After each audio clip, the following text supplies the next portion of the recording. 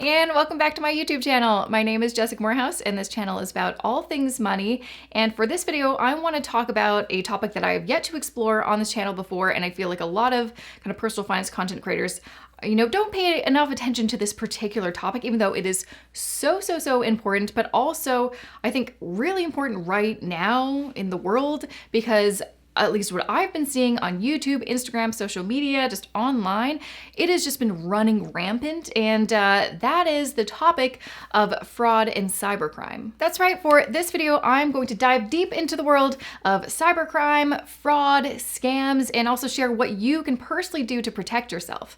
But before I dive right in, because there is quite a lot to share with you, I do want to say a big thank you to today's video sponsor, which is TELUS Online Security. Now, TELUS Online Security Powered by Norton is Canada's most comprehensive all-in-one protection for your identity, online privacy, and devices, available to all Canadians, not just TELUS customers. I'm going to be sharing more information about it in this video, so make sure to stick around. Anyways, without further ado, let's get to the good stuff. Let's get to this video.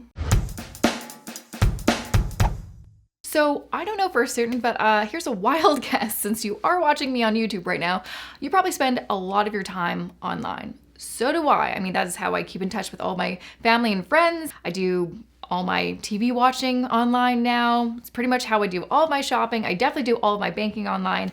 And of course, my business literally could not exist without the internet and social media. This is all to say that, most of us go about our daily lives sharing, information online freely and casually without ever really thinking about what our everyday digital actions, how they are posing a increased risk to the security of our personal information and our identities. Now, not to freak you out, but unfortunately, cyber attacks keep on targeting Canadians. And so it's never been more important for us to learn how we can properly protect ourselves, especially during times like tax season when cybercrime is especially prevalent. And you know what I'm talking about, because even I in the recent weeks have been targeted with, phishing emails, scammy phone calls, and text messages. Now, to give you an idea of what I mean, as reported by the Canadian Anti-Fraud Centre, 2021 was a historic year for financial losses due to cybercrimes. $380 million was lost by Canadians due to scams and fraud, and that is an increase of 130% compared to 2020. There were also over 67,000 victims of fraud, and that is an increase of 60% compared to 2020. Now, if that sounds like a lot, well, in reality, the number is actually much higher, because it's estimated that fewer than 5% of fraud victims actually file a report with the CAFC. Now, like I've mentioned, tax season in particular is a time of year where your personal information is highly circulated, which therefore means that you may be more susceptible to a cybercrime. But just know, because again, this happens every single tax season, if you are ever contacted by someone who claims to be the CRA and right away they're asking for personal information, they seem a bit threatening, they say that if you don't give them the information that you're going to go to jail or your tax refund is going to be withheld, guess what? That is most likely a scam. And if you're not sure, well, the best thing to do is to not give them any personal information. Call the CRA directly and ask, hey, was this you or is it a scam? And most likely you'll find out it's a scam. Now, I'm also going to include a link in the description for this video, so make sure to check it out. It is one from the CRA's website that has information specifically on what to expect if the CRA does contact you, so you can be more aware of some potential scams out there. Now, since I've mentioned that cybercrime is on the rise, especially in the past year, the scary thing is anyone really can fall a victim, and it is actually incredibly easy to fall into one of these traps. And just to kind of share exactly what I'm talking about, I'm going to share a personal story of how I was this close from falling victim to one of these scams. So as you know, if you follow me on the YouTube channel or on social media, the past couple months have been pretty crazy. We sold our place, moved into our new place, we were in limbo for a while. And during that couple months of us, living in an Airbnb and then at my parents', we didn't have a permanent address. And so we were kind of dealing with mail, being sent to our old address, being sent to kind of our friend's place. our mail was everywhere, which was kind of the perfect storm for a scammer to get in touch with me. Now, during all this confusion and being tired and stressed out from moving, I got this email that I legitimately thought was from Canada Post. It said that, oh, we have a package for you, but it's at one of our facilities.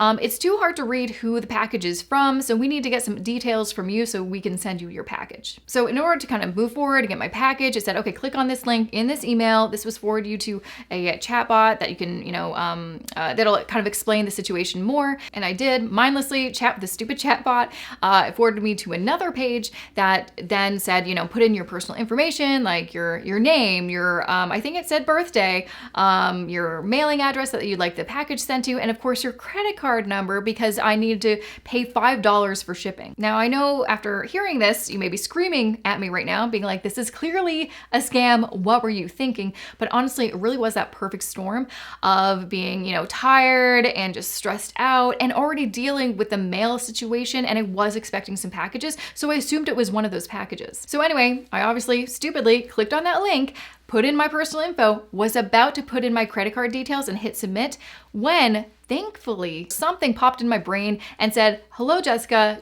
do you think this is legitimate? Like, is this actually from Canada Post? Let's maybe hit, pause for a second and actually look into this. Now, looking back, and honestly, I'm so glad that I did take, a few second pause to really think, because then it became so clear how many red flags were there and things that I usually do and didn't, such as I didn't really take a look at the email address that it came from. There was obviously like kind of a vanity email address, but then when you kind of click into it and you see the full address, yeah, it was not Canada Post. Also didn't take a look at the URL that the web page it directed me to, also was not the Canada Post's normal website. And lastly, when I was talking to the chatbot, I don't know why I didn't really clue in immediately. Again, I was just like going through the motions. But yeah, some of the responses from the chatbot were a bit weird, were a bit off, were a bit suspicious. So lucky for me, my intuition did kind of click in at that last second because I really was this close from being defrauded. Now, another personal experience I want to share with you, and I've been personally dealing with it, and I still am dealing with it since 2019, is Instagram scams. And this is a bit different because I'm not the one being targeted as the fraud victim, my followers are. So, and you may have experienced this if you follow me on Instagram. I talk about it a lot. Basically, what's happening is these fraudsters create fake accounts impersonating me with maybe one or two little differences in their username. So they look very similar and they copy all of my posts and then they DM all of my followers. They even buy a bunch of followers for themselves so they have similar numbers to me. So on first glance, you may not even think, you probably just think it's me. And then they DM you and then they start talking to you, trying to get some personal information for you. Or what I've seen a lot is they pose as a cryptocurrency expert or a, Forex trading expert or something that I would never talk about. And again, are trying to convince you to either hand over personal information or to click on a link to provide your credit card details. Now, this is something that I'm literally, even in this moment as I'm making this video, am dealing with. There's like 4 fake accounts out there, and as much as I report them to Instagram and try to block them and try to tell people about them, there's really not a heck of a lot I can do. So this is one of those scams that is probably going to be around for a while, so it's very important to be aware of them and just be cautious if anyone DMs you unprompted. Kind of think, is this irregular for this person? Would they actually do this? And what are they actually asking? So this is really to remind you that anyone can be a target of one of these scams, literally anyone.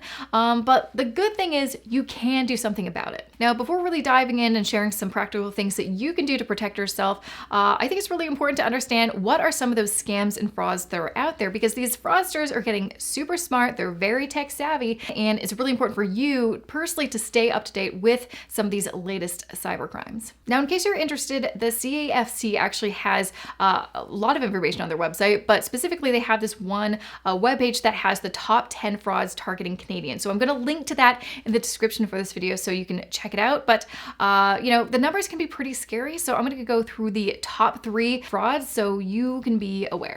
At number 1, we've got investment scams. investment scams were responsible for the highest amount of fraud-related dollar loss in 2021. Now, how these scams typically work is you will receive, a message over social media or an email from a fraudster, and they will promise that they have an opportunity for you to earn higher than normal returns on your investments. But really what they're doing is they're trying to fish for your personal information, possibly your financial information, so they can scam you out of your money. And number 2, we've got romance scams. Now, if you've already watched the documentary Tinder Swindler, then you're already really familiar with this, but honestly, if you haven't watched it, highly recommend it because it is a perfect example of what a romance scam looks like in this new digital age. And since it's at number 2, romance scams were responsible for the second highest amount of fraud-related dollar loss in 2021. Now, typically how these scams work is a scammer will convince you to enter a romantic relationship with them. And over time, they will gain your trust and affection and empathy. And eventually a crazy financial emergency will happen, usually a medical emergency. And of course, because you're in this relationship and most likely you've never actually met them in real life, but sometimes you do, they will convince you to give them some money. And it is completely fake, and usually you never hear from them again. And at number 3, we've got spear phishing. So I've already kind of mentioned that. That is what I've been experiencing since 2019 on Instagram. Such fun. But yeah, basically how it works is a fraudster will pose as a trusted source and convince victims to divulge, confidential information, personal details, sensitive data, anything to try to, scam you out of some money or even your identity. So with all of these scams popping up, and it seems like every day there's a new fraudster or a new scam popping up, what can we as individuals do about it?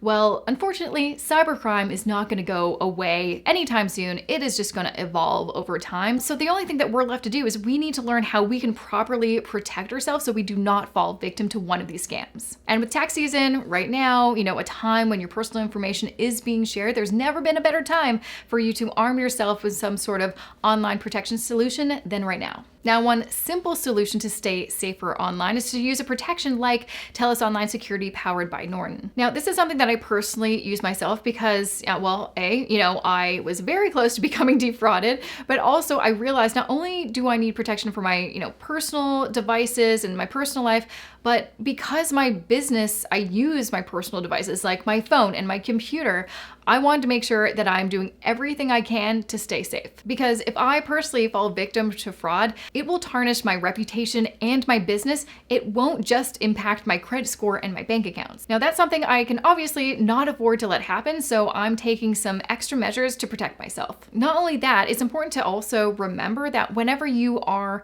engaging with a business or organization online, you are leaving them with your personal data, and I'm doing that literally every single day. This includes seemingly harmless acts like signing up for a rewards program, doing some shopping online, or even making a donation online. And the scary thing is it only takes one of these businesses to get hacked for your personal information to get packaged and sold off to identity thieves and hackers on the dark web. In fact, and I encourage you to do this, you may want to check to see if any of your information has already been compromised on the dark web. I'll include a link so you can check in the description of this video. So since I've already mentioned TELUS Online Security Powered by Norton, you may be wondering what exactly is it and what does it provide? So one of the things it provides is threat protection. And what this means is it helps protect your devices from viruses, but also helps you avoid navigating malicious websites. And its secure VPN allows you to, shop, bank, chat online, all on a private connection because it uses bank-grade encryption, even if you're to use public Wi-Fi. It also provides dark web monitoring. And what that means is it is continuously looking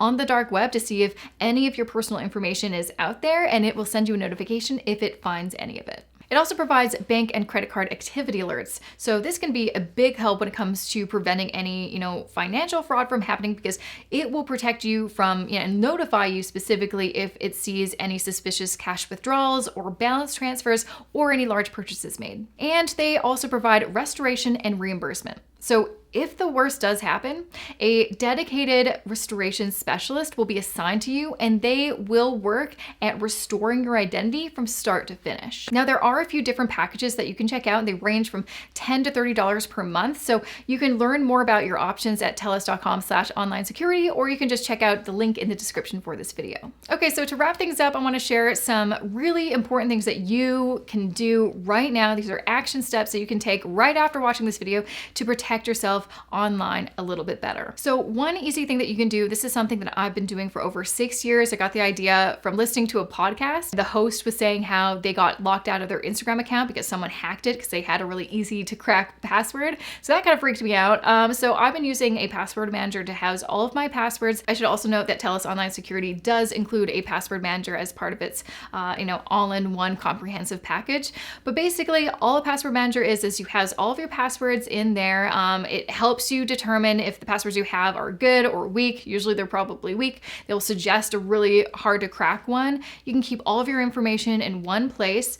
And then also, it's easy to really change your passwords. You should be doing that frequently. And also sometimes these, password managers will let you know if a website that you have an account with is compromised, if your information has, there's some vulnerability with your password or something like that. So this is something I've been doing for a number of years, and it is just like a very easy thing to protect yourself. The next tip I would give, and this I know it sounds like common sense, but again, it is so easy to kind of fall into this trap, is never give out your personal information to anybody. So if you are receiving an unsolicited call or email or social media message from someone, and they're pretty soon asking you for some personal information, such as your mailing address or home address, your phone number, your birthday, your SIN number, your credit card information, anything like that, that is a big red flag, and you should hit the block button. You should hit the spam button.